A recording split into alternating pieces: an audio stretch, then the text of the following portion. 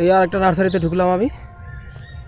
এই নার্সারি থেকে আমি ইতিপূর্বেও অনেক গাছ নিয়ে গেছি, খুব এখানেও বেশ রিজনেবল প্রাইসে এগুলো বিক্রি হয়।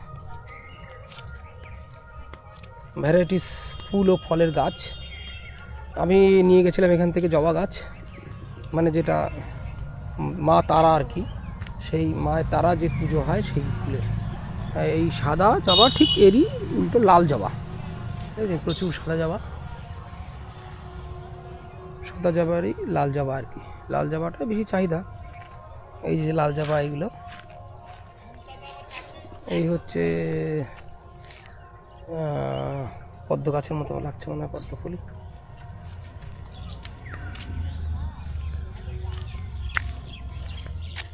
যা সব কিছু দেখতে দেখতে দেখি এই বাগানের মালিকের সঙ্গে একটু কথা বলবো।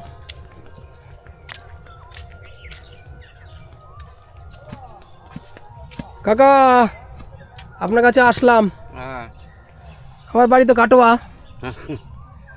এর আগেও তো আমি এসছি, জবা গাছ নিয়ে গেছি। তা আপনার এই জবা গাছ তো ভালোই হচ্ছে, টুকটাক ফুল হচ্ছে, এখনো গাছ তো ছোট। তা কাকা আপনার নাম কি? আমার নাম নিমাই দাস। আপনার এই নার্সারি কোন জায়গায় অবস্থিত? হাতিকান্দা, সিজা কামালপুর অঞ্চল, বলাগড় থানা। আচ্ছা আচ্ছা। তার মানে এই যে আপনার খামারগাছি এবং জিরাটের যে গঙ্গা ধার দিয়ে যে পাকা রাস্তা, সেই পাকা রাস্তার সাইডে আপনার নার্সারি। আচ্ছা, এখানে কি কি গাছ পাওয়া যায় একটু বলেন তো এক নজরে। এখানে বিভিন্ন রকম ফুলের গাছ।